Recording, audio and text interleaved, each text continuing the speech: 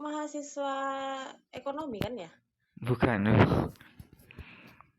Oh bukan. Ya saya Rizky Febrieka Pradani, dosen ekonomi di Unija. Ngisi makul apa gitu? Mata kuliah saya untuk semester ini saya di ekonomi mikro dan pernah juga di ekonomi makro, iya pernah juga. Oh, gitu.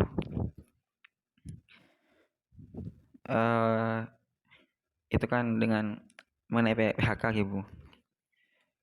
Hmm. Itu dengan adanya PHK massal kemarin dari berbagai perusahaan, eh, tentunya kan bisa menaikkan angka pengangguran di Indonesia. Betul. Dengan demikian, apakah naiknya angka pengangguran dengan PHK massal ini berpengaruh terhadap pertumbuhan ekonomi Indonesia, Ibu? Menurut jenengan? Sangat. Kalau ya secara teori makro, kalau ada pengangguran pertumbuhan ekonomi itu salah satunya kan bisa dilihat dari PDB dan juga jumlah pengangguran. Kalau misalkan pengangguran itu tingkat pengangguran tinggi di Indonesia, seperti halnya sekarang ya yang terjadi di Indonesia itu yang sangat eh, fenomenal sekali ya akhir-akhir ini adalah PHK di Sritek ya kalau tidak salah. Enggak. Ya kan pada awal Maret ya. Itu Sritek itu mem-PHK lebih dari 10.000 orang kalau tidak salah. Nah, Enggak, bayangkan 10.000. saja kalau misalkan angka pengangguran itu bertambah, otomatis apa yang terjadi, masyarakat akan kehilangan yang namanya pendapatan. Kan seperti itu ya, logikanya seperti itu. Enggak. Masyarakat akan kehilangan pendapatan sehingga apa, daya beli masyarakat secara teori makro ya, secara teori makro, ketika daya beli masyarakat itu akan rendah, yang terjadi perekonomian perekonomian di suatu negara itu juga akan rendah juga. Karena apa? Misalkan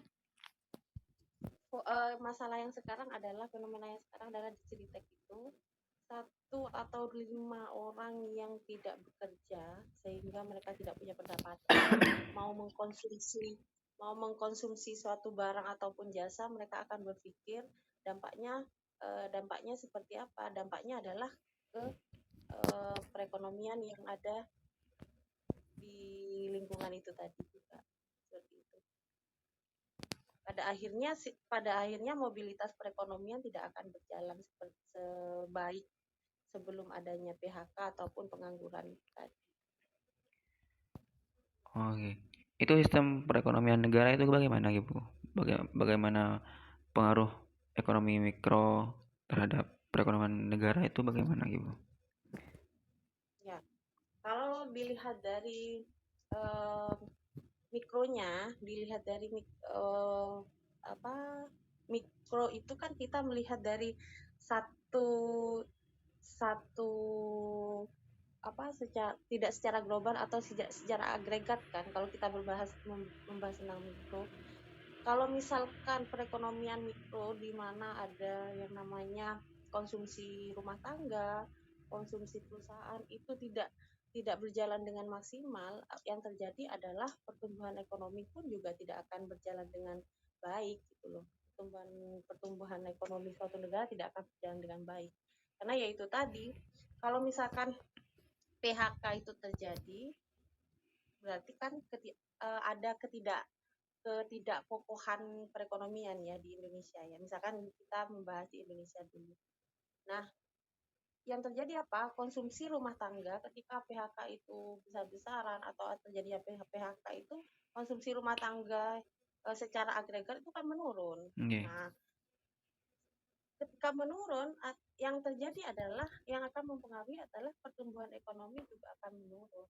Nah, jadinya apa yang harus pemerintah lakukan adalah kita harus menunggu apa nih kalau pertumbuhan perekonomian menurun akibat dari konsumsi rumah tangga yang menurun, peran pemerintah, kebijakan pemerintah itu apa ya nantinya? Apakah bisa jadi yang menunjukkan dengan yang berpihak kepada menaikkan daya beli masyarakat, Kalau di secara teori makro itu ada kebijakan yang misalkan di kebijakan fiskal ya ekspansif ataupun yang kontraktif itu bisa dilihat. Kalau misalkan dilihat ternyata pembelian konsumsi rumah tangga di masyarakat itu sangat menurun sekarang karena adanya PHK, mungkin bisa jadi pemerintah melakukan kebijakan yang meningkatkan daya beli masyarakat. Seperti itu. Kalau dilihat dari secara mikronya juga sama. Berarti Ya. Berarti makro mikro ya sama, Bu? Enggak, beda. Kalau maksudnya kalau di makroekonomi itu kan kita membahas tentang bagaimana perekonomian itu ada perekonomian secara agregat ya, secara agregat itu di secara negara maupun di luar negeri maupun ada ekspor dan impor. Tapi kalau di mikro itu kita melihat secara mikronya di mana individu maupun perusahaan yang ada di satu negara itu sendiri. Tapi kalau secara makro bagaimana semua perilaku di negara dan di internasional gitu. Oh, iya, Bu. Seberapa pengaruh ini kan dampak dari PHK kan pengangguran gitu. Seberapa pengaruh terhadap meningkatnya pengangguran terhadap pertumbuhan ekonomi, berapa persen gitu, Bu? Berapa persen maksudnya berapa persen pengaruhnya PHK terhadap perekonomian? Iya. Kalau dipresentasikan saya tidak bisa menjelaskan tidak bisa menilai secara kuantitatif ya, presentasi ya, karena memang itu harus kita lihat secara kuantitatifnya juga. Cuman kalau dikatakan seberapa pengaruh, sangat pengaruh sekali terhadap pertumbuhan ekonomi gitu. Karena secara makro memang penyakit makroekonomi itu kan ada, yang pertama ada inflasi, bagaimana negara itu harus menekan laju inflasi sehingga pengangguran itu tidak tingkat pengangguran pun juga akan dapat diatasi, tidak terlalu banyak pengangguran juga seperti itu. Kalau untuk bilang berapa persentasenya saya tidak bisa mempersentasekan, cuman apakah pengaruh, sangat pengaruh sekali. Soalnya ini, Bu, kami coba ukur antara pertumbuhan ekonomi dengan angka pengangguran. Di tahun 2024 ini pertumbuhan ekonomi lebih lambat daripada di tahun 2023. Sedangkan untuk pengangguran ini untuk tahun 2024 mengalami penurunan. Nah, ini kan pengangguran menurun, namun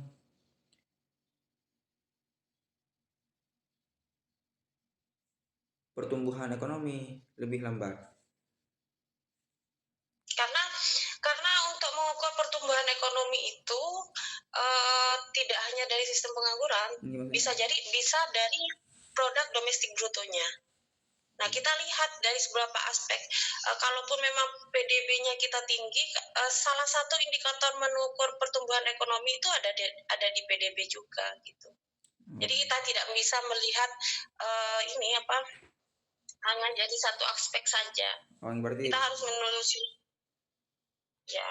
Berarti tidak hanya, maksudnya kami mengapa mengukur demikian, karena ingin mengetahui seberapa pengaruh dengan menurunnya angka pengangguran, apakah bagaimana terhadap dampak ekonomi gitu.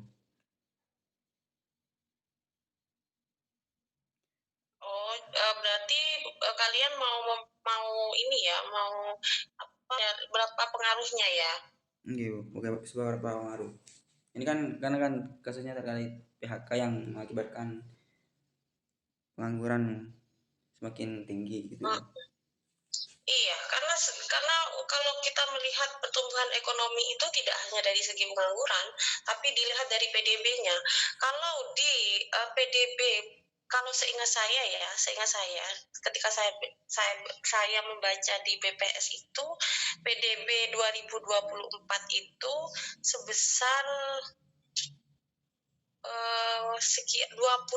sekian triliun gitu kalau tidak salah. Nah, itu pada tahun 2024 kan tercatat tumbuh sebesar 5,03%. Gitu loh. Lebih melambat ya daripada memang di 2023 itu lebih baik daripada 2004, 5,05%. Seperti itu tadi. Cuman ya itu tadi yang saya tegaskan, karena pertumbuhan ekonomi itu tidak bisa diukur dalam satu sisi. Kita lihat karena indikator untuk menghitung pertumbuhan ekonomi itu ada, bisa menggunakan PDB-nya gitu. PDB itu apa Ibu? Produk domestik bruto. Oh, produk. Berarti apa saja yang bisa mempengaruhi pertumbuhan ekonomi selain itu Bu? Inflasi. Oh, inflasi. Inflasi, pengangguran juga berpengaruh. Oh, gitu. Nah, ini terkait inflasi, saya membaca dari beberapa media itu katanya dengan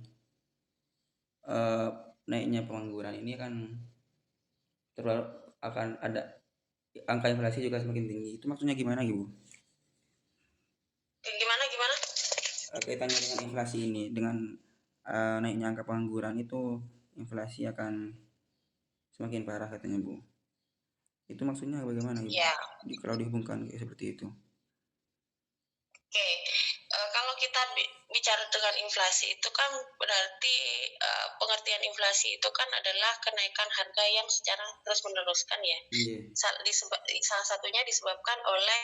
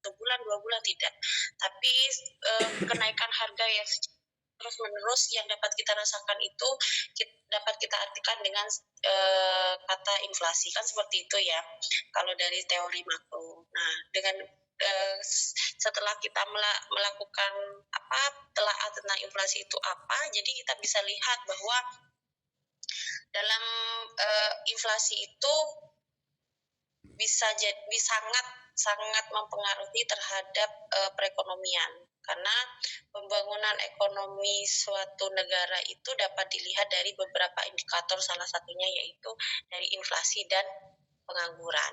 Nah, apa hubungannya inflasi dengan pengangguran? Nah, kalau menurut teori makro yang dapat kita pelajari itu bahwa dengan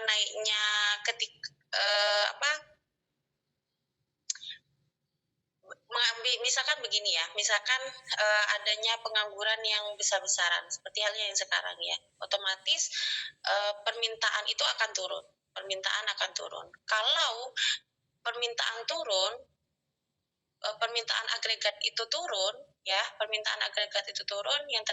yang terjadi adalah PHK terjadi besar-besaran karena permintaan terhadap barang atau jasa itu kan menurun, yang mengakibatkan suatu perusahaan akan mengalami produktivitasnya juga rendah. Sehingga apa? Kalau produktivitas rendah perusahaan, maka yang terjadi perusahaan akan salah satunya akan mengalami pailit, misalkan seperti yang terjadi di Sritek sekarang. Kalau pengangguran itu naik, ya pengangguran itu turun, angka pengangguran itu turun, yang terjadi apa? Tingkat permintaan agregat itu naik. Bisa dipahami ya Mas ya. Iya. Kalau pengangguran itu turun, itu yang saya tadi ceritakan itu ketika pengangguran itu naik. Kalau tingkat pengangguran itu naik, banyaknya pengangguran di Indonesia, banyaknya pengangguran di suatu wilayah, yang terjadi apa? Banyaknya orang yang tidak bekerja. Logikanya seperti itu. Kalau banyak orang yang tidak bekerja, tingkat konsumsinya juga akan menurun, sehingga daya beli masyarakat akan menurun. Yang terjadi ketika daya beli masyarakat akan menurun, mereka itu membeli, daya beli masyarakat itu menurun, mereka membeli suatu barang dan jasa setiap harinya juga akan menurun, kan seperti itu. Akibatnya inflasi juga akan tidak terkontrol. Kalaupun dengan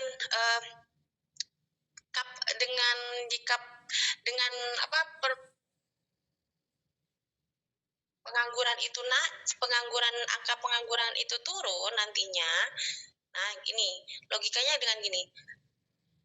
Pengangguran itu, Masnya ini saya takutnya tidak paham. Gimana, Pak? Tapi ini direkam ya, nanti bisa dianu kembali. Bisa.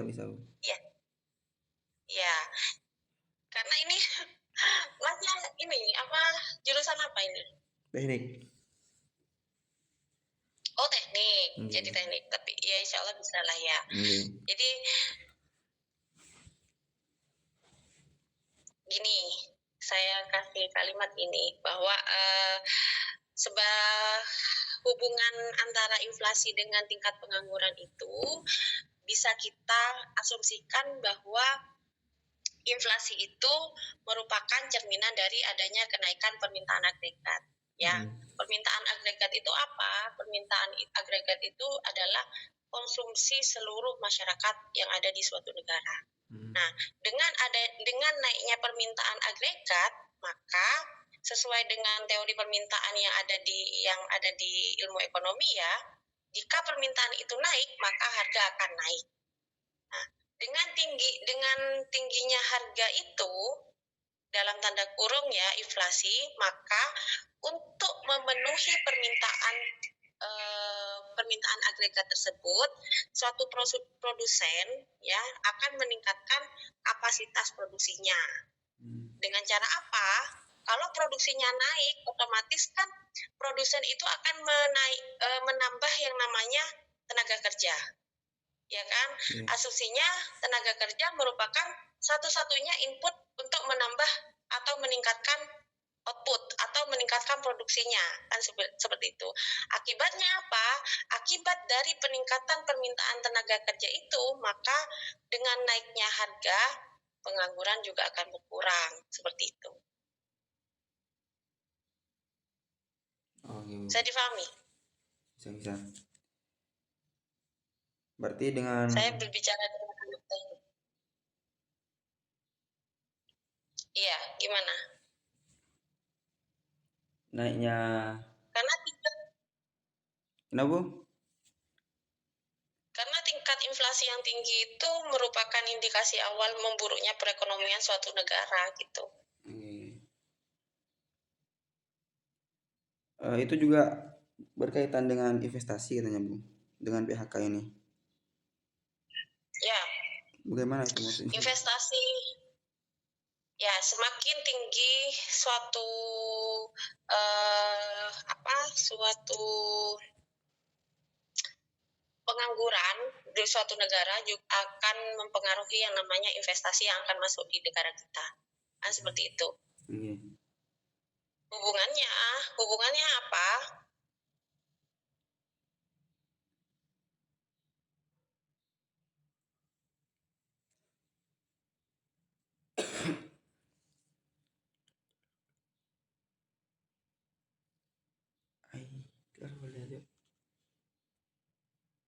Nah, yang perlu kita ketahui, investasi itu merupakan salah satu kunci utama untuk mencapai peningkatan pertumbuhan ekonomi suatu negara, khusus tidak terkecuali juga di Indonesia sebagai negara berkembang. Nah, semakin besar investasi di suatu negara, semakin besar pula tingkat pertumbuhan ekonomi yang dapat tercapai, gitu loh. Jadi dengan investasi itu juga dapat memperluas kesempatan kerja bagi masyarakat di suatu negara. Jadi dari kesempatan kerja itu otomatis akan menyerap yang namanya tenaga kerja, sehingga pengangguran di suatu negara bisa teratasi. Tingkat pengangguran di suatu negara bisa diminimalisir atau dikurangi, seperti itu. Juga Jadi itu iya, Bu. Jadi itu investasi itu juga merupakan salah satu untuk mengurangi pengangguran gitu loh, agar mampu meningkatkan kegiatan ekonomi terutama dengan yaitu tadi membuka peluang kerja atau peluang negara lain untuk berinvestasi di Indonesia dan membuka lapangan pekerjaan untuk masyarakat Indonesia. Itu kalau misal dengan itu kan dengan adanya investasi pengaruhnya terhadap terhadap pengangguran. Kalau semisal pengangguran meningkat, berarti otomatis investasi menurun gitu. Kalau pengangguran meningkat, investasi menurun. Oke. Apakah bisa seperti itu? Kalau pengangguran itu meningkat, investasi yang ada di Berkurang. yang ada di Indonesia pun juga akan berpengaruh, yaitu bisa berkurang. Karena apa? Produktif berarti daya beli masyarakat di situ kita kembali lagi ke daya beli masyarakat, konsumsi rumah tangga secara agregat itu kan menurun. Jadi kalau konsumsi agregat menurun, ya, kalau kita mau berinvestasi di suatu negara ataupun di satu wilayah, apa yang terjadi ya tidak mungkin kan begitu. Kita berinvestasi kepada penurunan konsumsi agregat gitu, seperti itu kan. Dalam artian ngapain kita jualan di tempat yang tidak punya daya belinya rendah kan, seperti itu kan tidak akan laku. Logikanya seperti itu. Oke, berarti juga tidak bisa memancing investor ya. Kenapa? Mengurangi ketertarikan investor terhadap negara juga untuk berinvestasi di negara tersebut. Betul. Oke. Mengenai investasi ini, pengaruhnya terhadap pertumbuhan ekonomi juga besar ya, Bu? Iya, ya itu tadi saya bilang bahwa salah satu upaya untuk mengurangi pengangguran adalah dengan investasi kan. Kalau investasi itu tinggi di suatu negara, peningkatan pertumbuhan ekonomi juga akan meningkat, seperti itu. Pembangunan ekonomi juga akan bagus di suatu negara itu. Oh, gitu. Ini kan Indonesia masih dalam posisi negara berkembang, Bu. Seberapa penting terhadap ekonomi bagi negara berkembang itu, Bu? Maksudnya bagaimana? Sebagai negara yang berkembang, seberapa pengaruh keadaan ekonomi gitu terhadap negaranya? Saya rasa meskipun untuk negara maju maupun negara berkembang sangat pengaruh sekali, karena kan keberlangsungan pertumbuhan ekonomi itu suatu negara itu kan harus dicapai seperti itu. Tidak khusus untuk Indonesia, kecuali kalau memang pertumbuhan ekonomi, misalkan dari sekarang kita menghadapi pertumbuhan yang 5, sekian% ya. Iya. Nah, pemerintah yang sekarang itu mencanangkan 8% pertumbuhan 8%. ekonomi itu.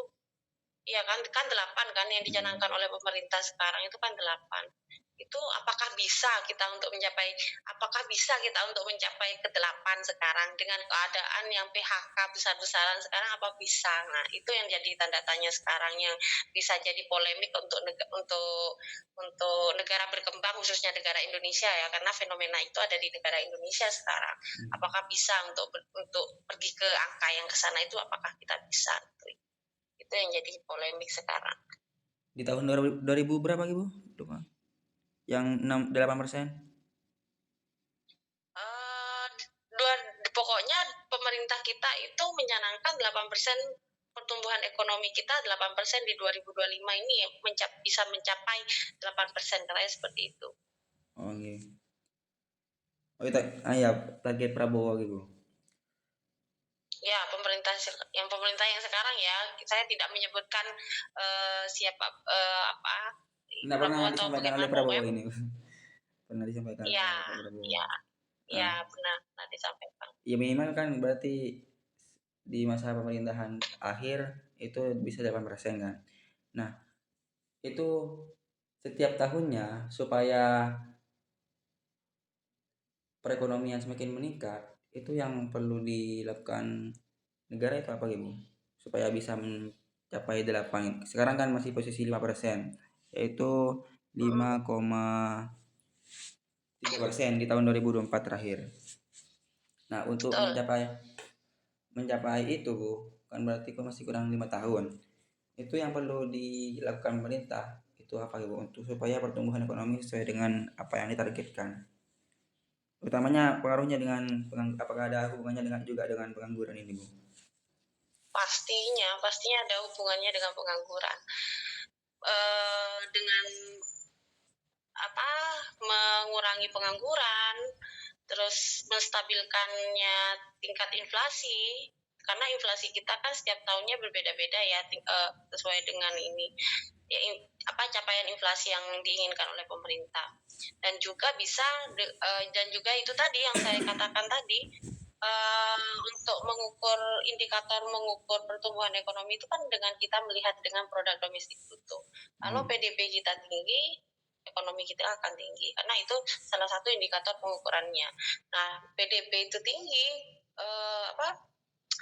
PDB itu juga sangat mempengaruhi yang namanya pengangguran, karena produk domestik bruto itu kan bisa menyerap, tingginya PDB itu kan bisa juga menyerap yang namanya produktivitas di dalam PDB itu kan produktivitas di suatu negara ya. Jadi kalau misalkan produktivitas suatu negara itu tinggi, berarti kan pengangguran juga akan rendah, kan seperti itu logikanya. Berarti bisa dikatakan pengangguran ini merupakan akar permasalahan terhadap pertumbuhan ekonomi, karena kan juga berpengaruh terhadap investasi. Betul. Berarti jadi akar.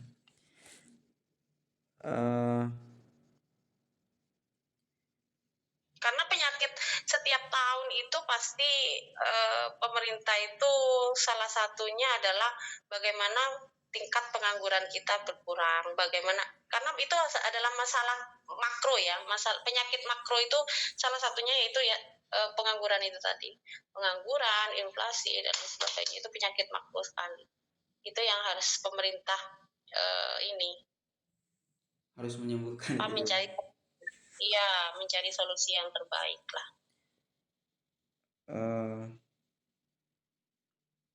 Berarti otomatis kan kalau menurut dengan keadaan ekonomi Indonesia sekarang saat ini bagaimana Bu?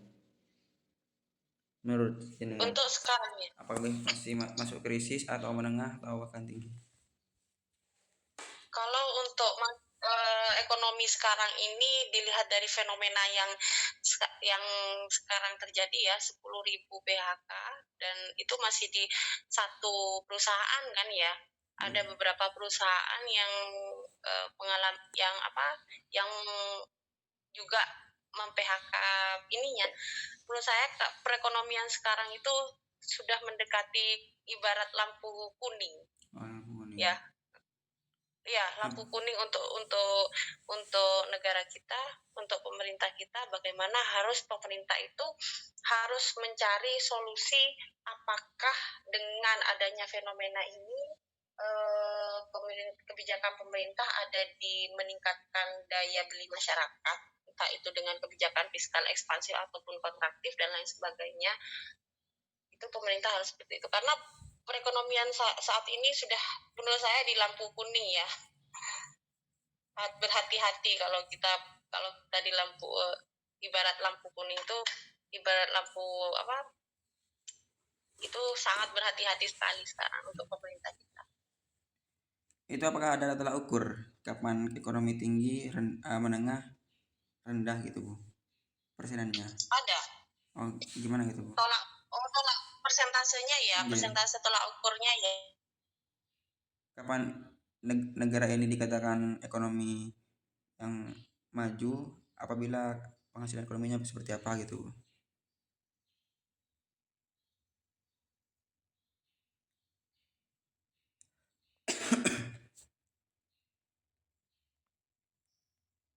Innalillah.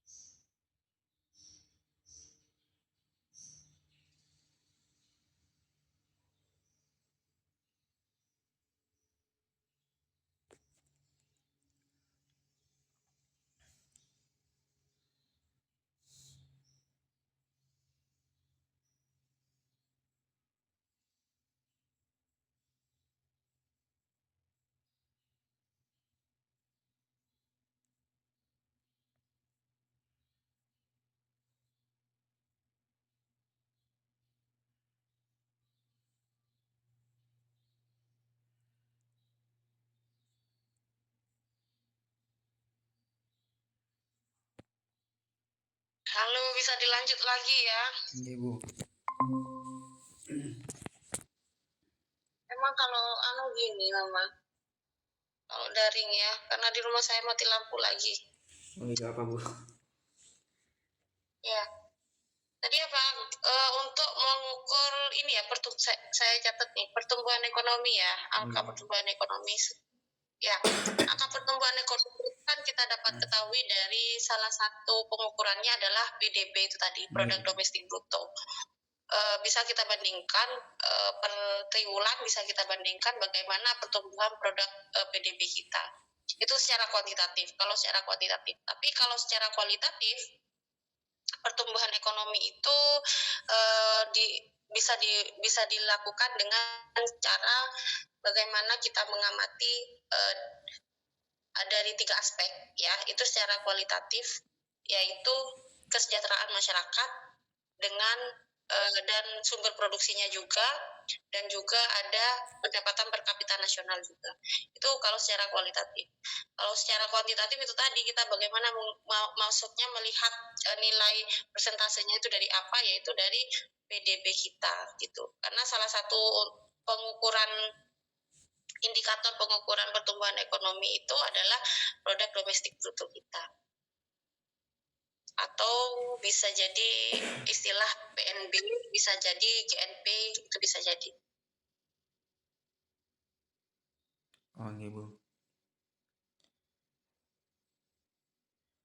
eh hal yang paling berpengaruh terhadap pertumbuhan ekonomi itu apa gitu? Yang paling berpengaruh dari yang lain gitu. Maksudnya hal yang paling berpengaruh. Ini kegiatan yang paling berpengaruh terhadap pertumbuhan ekonomi. Kegiatan, maksudnya kegiatan yang bagaimana nih? Kegiatan perekonomian tuh kan banyak. Enggak, Bu. Iya, dari sekian banyak kegiatan ekonomi itu yang paling berpengaruh, yang paling besar pengaruhnya itu di apa gitu? Yang paling besar pengaruhnya itu ya kalau disebut eh, kegiatan ekonomi itu kan maksudnya gimana ya? Saya kok bingung. Karena kalau ditanyakan kegiatan ekonomi yang paling besar pengaruhnya itu perdagangan sangat besar karena eh, karena pertumbuhan ekonomi kita itu kan tidak luput dari yang namanya permintaan atau konsumsi masyarakat ya. Kalau konsumsi masyarakat kita rendah, jelasnya pertumbuhan ekonomi kita akan rendah, kan seperti itu. Oh iya. Nah, konsumsi masyarakat kita rendah, itu diakibatkan dari apa? Misalkan, diakibatkan salah satunya adalah pendapatannya rendah. Kenapa kok pendapatannya rendah misalkan? Karena misalkan dari yang sekarang ya, karena PHK, pengangguran kan gitu. Berarti tetap ada pengaruhnya dengan pengangguran ya, Bu. Maksudnya itu yang kami cari. Iya, makanya saya kan bingung tadi pertanyaannya karena kalau saya ditanyakan seperti itu ibarat bola salju ya menggelinding. Mereka itu pengangguran, inflasi dan lain sebagainya itu seperti yang circle yang tidak bisa terpisahkan. Kalau misalkan kita ambil kebijakan di pengangguran misalkan, nah itu sangat mempengaruhi semuanya. Ambil di kebijakan misalkan sekarang ya undang-undang yang tentang yang marak sekali dibicarakan Impor itu tadi, adalah impor. ya betul impor ya. Kalau tidak salah itu Undang-Undang Nomor 8 tahun 2024 ya. Iya. Iya kan, peraturan menteri kalau tidak salah ya, peraturan Enggak, menteri bukan undang-undang. Peraturan menteri itu kan juga sangat mempengaruhi juga kan seperti itu. menjadi daya saing terhadap ekonomi sendiri. Jelas sekali. Misalkan kemarin saya sempat bicarakan dengan teman-teman mahasiswa bahwa thrift itu loh, farm thrift ya, baju bekas, ya kan, baju bekas itu murah dan saya pernah masuk juga itu sangat masih layak sekali gitu loh. Tapi secara tidak sadar baju bekas itu tidak masuk ke negara kita itu tidak ada pajaknya kan seperti itu. Ya kan? Masuk negara kita itu tidak ada pajaknya. Nah, secara tidak sadar juga itu akan merusak produk lokal kita, daya saing kita seperti itu. Kalau misalkan tidak ada regulasi atau tidak ada monitoring dari pemerintah tentang itu ya, karena kan saya rasa sekarang itu barang-barang thrift itu sudah membooming sekali. Okay. Ini terakhir Ibu, berarti keadaan negara ini tergantung ekonominya Ibu. Pastinya jelas sangat tergantung dengan pertumbuhan ekonomi. Itu kenapa kok bisa tergantung? Narasinya seperti apa Ibu? Kenapa bisa tergantung terhadap ekonomi gitu Bu? Argumentasinya seperti apa gitu Bu? Kenapa negara itu sangat bergantung terhadap pertumbuhan ekonomi? Karena memang suatu negara itu kan nyawanya itu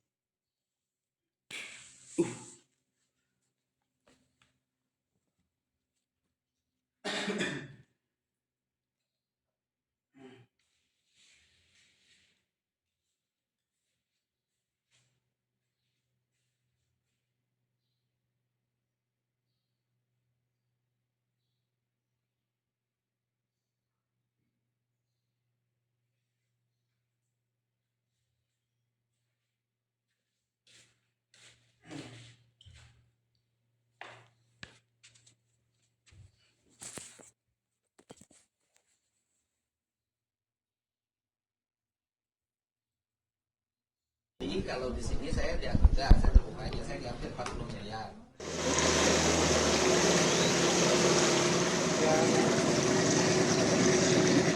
Kita daripada relokasi nanti banjir lagi. Dilanjut ya Mas ya. Kalau ini bukan mati bukan wifi-nya tapi HP-nya ini barusan saya karena pakai HP. Maaf ganggu. Ya enggak apa-apa. Kenapa negara itu sangat bergantung terhadap pertumbuhan ekonominya begitu ya pertanyaannya ya?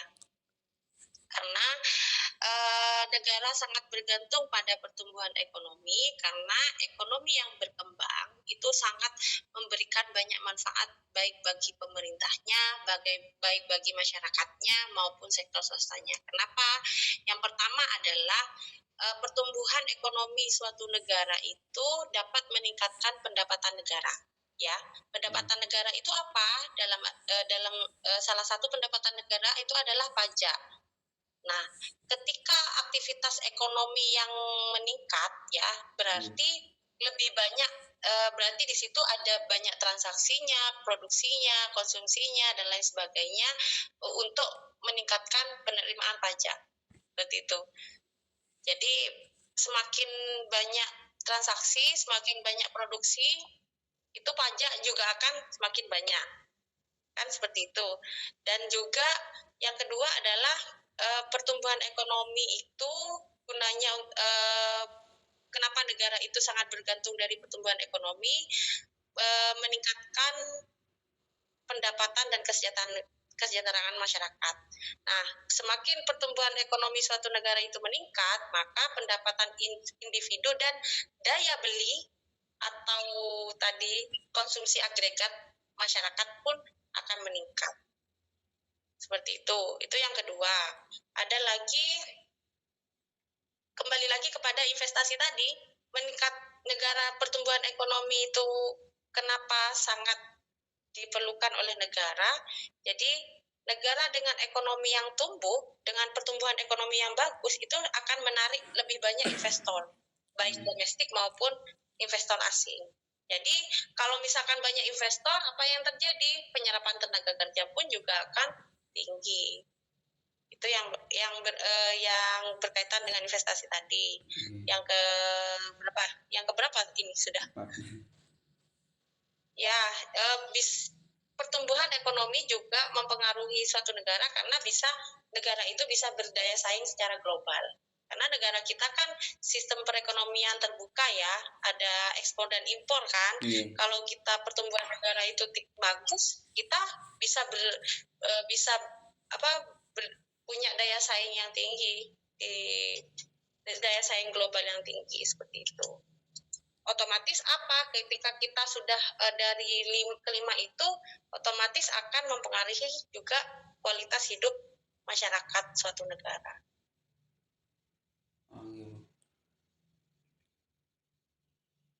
Maaf, ada yang lupa tadi Bu. Itu katanya kan penyebab PHK itu juga dipengaruhi dengan keadaan ekonomi global gitu. Itu ekonomi global saat ini bagaimana gitu sehingga mempengaruhi terhadap PHK yang ada di Indonesia? Oke, saya kasih contoh yang ini ya, PT Sritek itu ya. Karena ketika ekonomi global itu tinggi, ketika perekonomian sekarang itu kan sangat mempengaruhi perekonomian global itu sangat mempengaruhi perekonomian yang ada di Indonesia. Kenapa? Secara supply dan demand itu juga akan mengalami peningkatan. Secara supply biaya produksinya juga akan tinggi. Ya, biaya produksi tinggi otomatis akan mempengaruhi yang namanya tingkat gaji. Gaji akan tinggi. Sehingga kalau tidak bisa memenuhi itu semua secara supply, demand pun juga kan tidak terpenuhi juga. Gitu loh. Kira-kira itu Bu.